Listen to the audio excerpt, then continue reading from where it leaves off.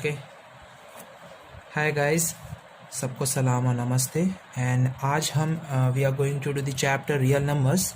Last year जो ये chapter था it came for about 7 marks in the paper, जिसका बाइफर्केशन कुछ इस तरह से था कि 1 मार्क्स के 2 क्वेश्चन थे, एक 2 मार्क का क्वेश्चन था और एक 3 मार्क्स का क्वेश्चन था। The overall chapter consist of following 4 things. एक तो है आपका that Euclid's division lemma, where a and b are two positive numbers, okay, and they can be given in a following equation where a is equal to bq plus r, where q and r are quotient and remainder.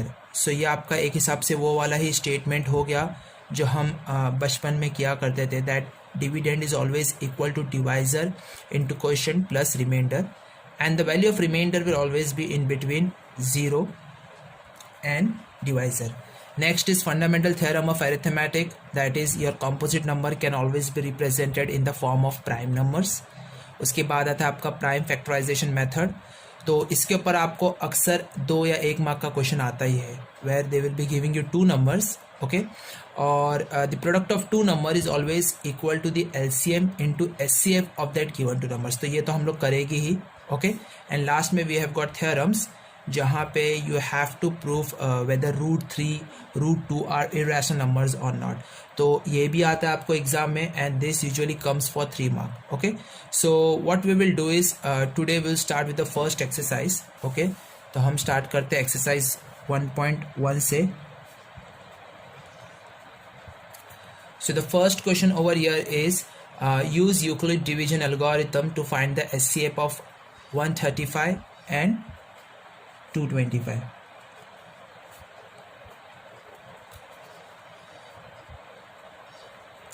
Okay, so by the given formula of Euclid division lemma, your A is always equal to BQ plus R, ठीक है।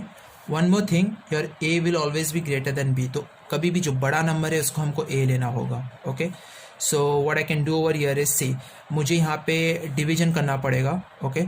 So for example अगर मैं 225 को 135 से divide करता तो definitely ये 135 से ही जाएगा, बिकॉज 2 ज़ा तो 270 होता है जो कि बड़ा नंबर है, तो 1 ज़ा, और आपका जो रिमाइंडर फिर बचा हुआ रहेगा दैट विल बी 90, ओके। सो ये आपका रिमाइंडर हो गया।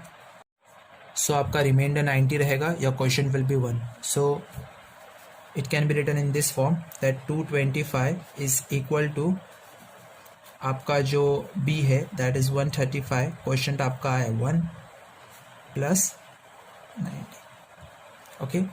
अब जो आपका डिवाइजर है that is b एंड आपको r that is रिमाइंडर, अब इसको लेना है, ठीक है, okay. So the next part will be 135 will be again it will B 90 into 1।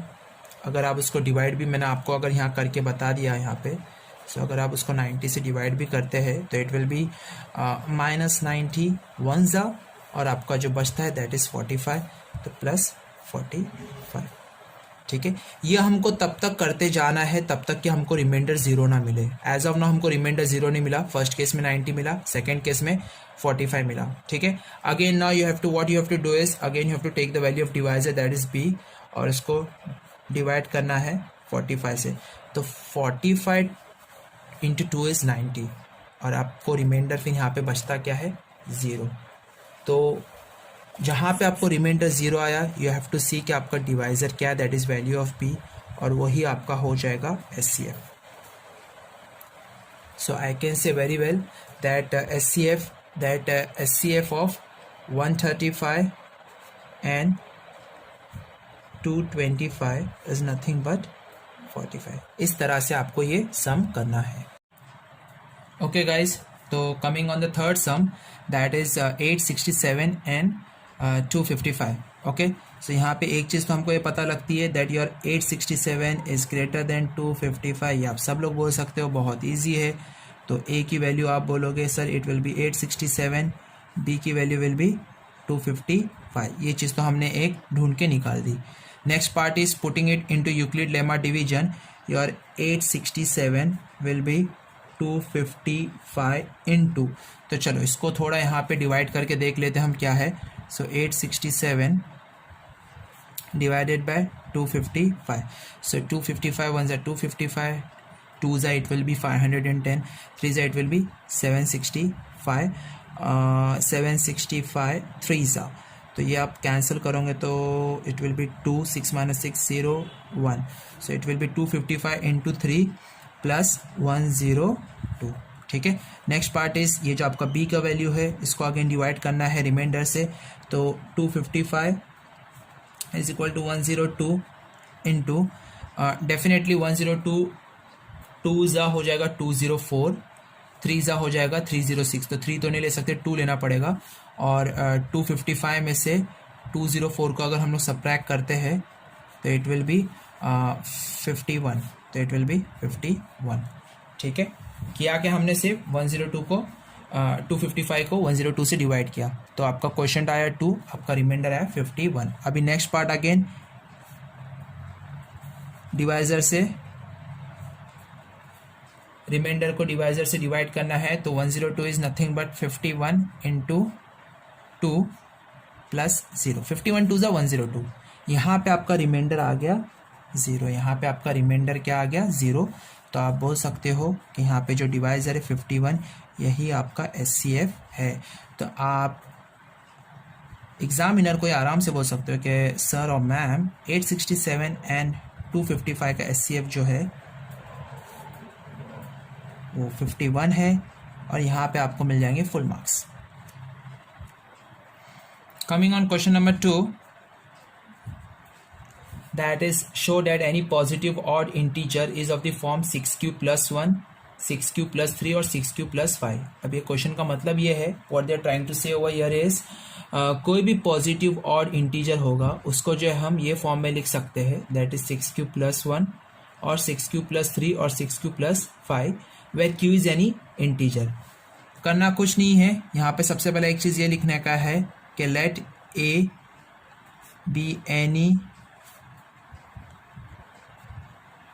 positive, let a be any positive integer and b be equal to 6. Let a be any positive integer and b be equal to 6. Okay, so according to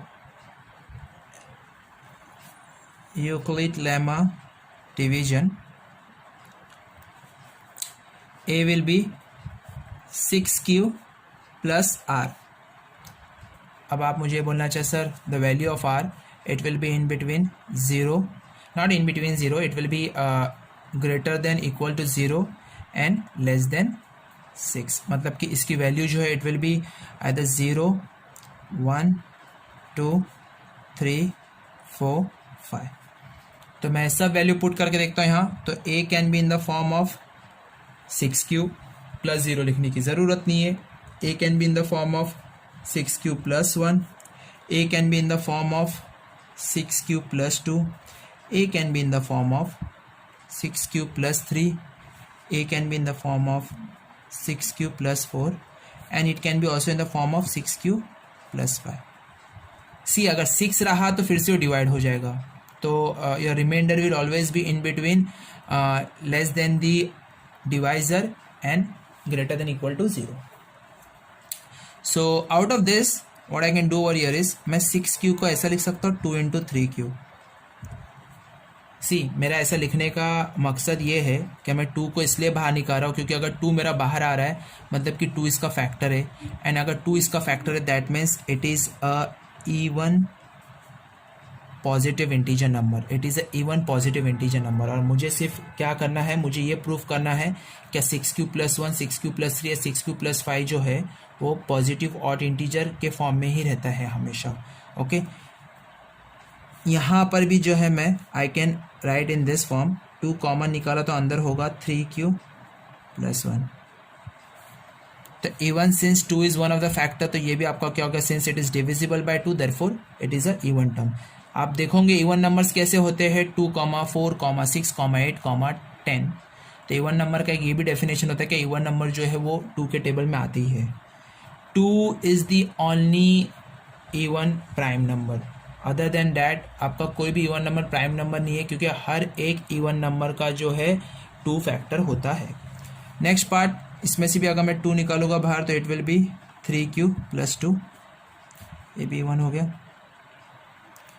तो बचा क्या हमारे पास, ये भाई साहब, ये भाई साहब और ये भाई साहब, जो कि हमको क्वेश्चन में पूछा है। सो यू कैन से क्या, हाँ भाई 6q + 1, 6q + 3 और 6q + 5 जो है, okay, they are always like any positive odd integer is always in the form of 6q + 1, 6q + 3 and 6q + 5. Okay, so any positive odd integer will be in the form of 6q + 1, 6q + 3 and 6q + 5. तो यहाँ पे जो है आपका ये answer complete होता है। Conclusion statement जो है आप वो क्वेश्चन में से देख के बाद में आराम से लिख सकते हो, या फिर मैं लिख देता हूँ that any positive odd integer can be in form of 6q + 1, 6q + 3 and 6q + 5. Okay, so that is your answer, और इस आंसर पे आपको फुल मार्क्स मिलेगा, गुंजाइश नहीं है कुछ मार्क्स कटने की। Okay okay, going with question number 3। Question कुछ इस तरह से दिया है, an army contingent of 616 member is to march behind an army band of 32 members in a parade. The two groups are to march in the same number of columns. What is the maximum number of column in which they can march. So question आपको कुछ इस तरह से दिया है कि 616 member का एक पूरा आर्मी का कॉन्टिजेंट है, और यहाँ पे जो है एक बैंड में 32 मेंबर्स होते हैं, कितने कॉलम्स बनेंगे।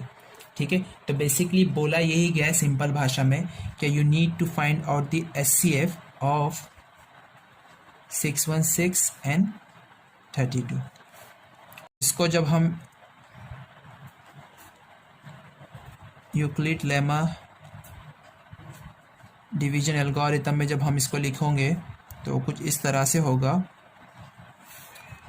कि 616 इज इक्वल टू 32 इंटू, अब ये तो पता नहीं है तो डिवाइड करने के बाद ही पता चलेगा। तो 32 को जब 616 से डिवाइड करोगे आप, तो एक तो है कि 32 1 भाई साहब यहाँ पे कट गया। ठीक है, सो दिस विल बी 11, तो ये हो गया आपका 9, एंड दिस विल बी 5 - 3 2, ये हो गया 296, ये हो गया 296।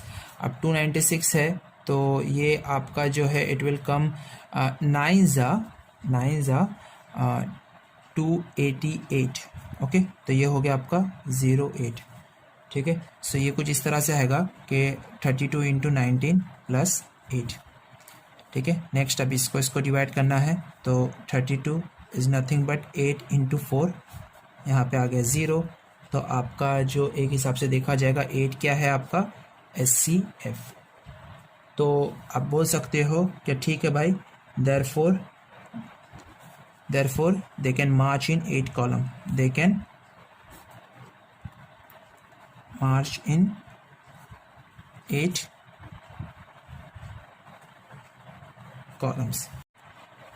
Use Euclid division lemma to show that the square of any positive integer is either of the form 3m + 1 for some integer m. यहाँ पे आपको हिंट भी दिया है क्या, you can take the positive integer in the form of 3q + 1 और 3q + 2। तो इससे हमको एक चीज़ तो ये पता चलती है दैट यहाँ पे जो है हमको late a be the any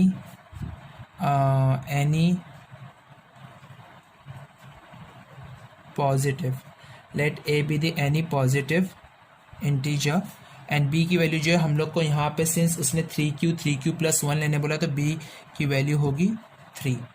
ठीक है, सिंस b की वैल्यू 3 है तो r, so r it will be greater than equal to 0 less than 3, that means it can be 0 1 and 2। so the given positive integer can be written in the form of a is equal to 3q, a is equal to 3q + 1, a is equal to 3q + 2। अब बोला गया है कि square of any positive integer, तो चलो सबके square निकाल के देख लेते हैं। a का square is nothing but 3q का square that is equal to 9q square, that is equal to 9q square. ठीक है, अब उसने कहा है कि it can be in the form of 3m, तो इसको मैं in the form of 3m ला सकता हूँ। दैट इज, इसमें से अगर मैंने 3 का फैक्टर निकाला तो अंदर बचा मेरे पास 3q square, and I am considering all the other factor apart from 3 as m, तो मैं लिख सकता हूँ this is nothing but equal to 3m। ये पूरे होल टर्म को मैंने m कंसिडर किया है। ठीक है, second part, a square is equal to 3q plus 1 the whole square, तो ये हो जाएगा आपका a plus B the whole square. So a plus B the whole square का फॉर्मूला कुछ इस तरह से है, क्या a square plus 2 into A, देखो डिटेल में बता रहा हूँ एकदम, 2 into B plus B square, तो ये हो जाएगा आपका 9q square plus 6q plus 1 का square is 1। So this can be, देखो अब ये दोनों टर्म है ना भाई साहब, ये दोनों टर्म में से मैं 3 कॉमन निकाल सकता हूँ, तो ये बन गया मेरा 3q square plus 2q। Third इसमें से निकाल नहीं सकता था, उसको ले। अभी जैसे कि मैंने पहले इसमें भी कहा था, if I am taking out the factor 3 over year the other all factor में उसको m लूँगा, so it can be taken in the form of 3m plus 1। तो मुझे बोला गया था either it can be in the form of 3m और 3m plus 1, तो एक को तो मैंने 3m के फॉर्म में लाया, दूसरे को मैंने 3m प्लस 1 के फॉर्म में लाया। नेक्स्ट वाला पार्ट अभी आता है हमारा, that is a is equal to 3q plus 2, तो a square is equal to 3q plus 2 the whole square, again a square plus 2 into a into B plus B square. ठीक है, okay, so this will be nothing but 9q square plus 3 into 2 6 into 2 12q, और ये हो गया आपका 4, 2 square is 4। अच्छा, यहाँ पे जो है अगर मैंने ये दोनों में से 3 कॉमन निकाला, सो 4 बच गया, और 3m प्लस 4 मेरे पास ऑप्शन नहीं है, मेरे पास 2 ही ऑप्शन है, either it can be in the form of 3m और 3m प्लस 1। तो यहाँ पे मैं क्या कर सकता हूँ मालूम है, what I can do is 9q square plus 12q, और 4 को मैं स्प्लिट करूँगा इन द फॉर्म ऑफ 3 और बचा जो भी दूसरा नंबर, तो अगर मैं 3 में स्प्लिट किया तो डेफिनेटली बचेगा क्या फिर 1, 3 प्लस 1 इज 4। मैंने जानबूझकर 3 के इसमें स्प्लिट क्यों किया, क्योंकि अब मैं जितना पार्ट अंडरलाइन कर रहा हूँ उसमें से मैं क्या कर सकता हूँ, I can take out the common factor 3, तो अंदर बचा 3q square plus 4q plus 1, यहाँ पे भी प्लस 1।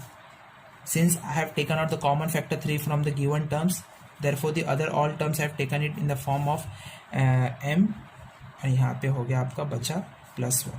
तो ये आपका जो होल चीज़ है इसको मैंने क्या कंसिडर किया m, ये ब्रैकेट के अंदर यहाँ पे भी होल चीज़ है, इसको क्या कंसिडर किया m। सो ये भी 3m के फॉर्म के 1 के फॉर्म में आ गया। ओके, सो यहाँ पे आप लिख सकते हो क्या, this is nothing but 3m plus 1, that is your answer. Okay guys, तो ये थी आपकी first exercise of chapter real number, that is 1.1। ठीक है, आपको कुछ भी डाउट्स रहा so you can just connect with me, description में आपको इंस्टाग्राम, फेसबुक और ऑफिशियल वेबसाइट का लिंक दिया है।